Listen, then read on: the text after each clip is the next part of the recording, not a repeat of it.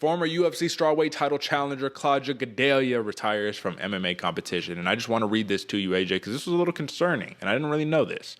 Claudia Gadelha put out this statement, right?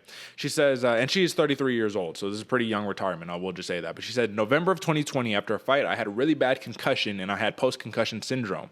I suffered with the symptoms for a little while. It was very frustrating because my headaches were like a knife stabbing me in the back of my head. I was nauseous, I was throwing up, feeling very bad. I couldn't even go for a walk, I couldn't train. It was very frustrating. I had a lot of feelings like, oh, I'm going to beat this and go back and fight. And other times I'd feel like I shouldn't be fighting anymore because I had other opportunities in life, and she chose to pursue those other opportunities in life. And this is a very powerful lesson for a lot of fighters because, to be honest with you, there's too many fighters who they stick in the fight game because that's the only thing that they know how to do. That is their identity. Claudia Gadelha, she lost her last fight to Yan Xiaonan, so she's leaving on an L, but she's already so accomplished as a fighter.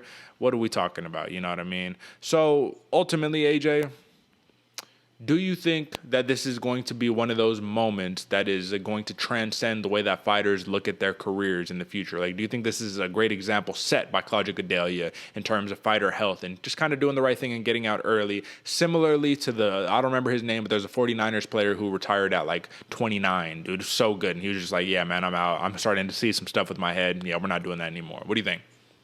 Yeah, I hope so, Derek. I'm actually proud and happy for Claudia Gadelha in this one. She might have lost an L or leaving on an L in her record, but she's leaving on a dub in life on that one, man. That's the way to go about it. Choose when you go out, so that way you're not the cow taking the slaughter or the dog taking out to pasture, whichever phrase you want to choose. But man, it's if you've ever dealt with concussions, if you've ever dealt with post-concussion syndrome and dealing with all that stuff, man, it's rough, man.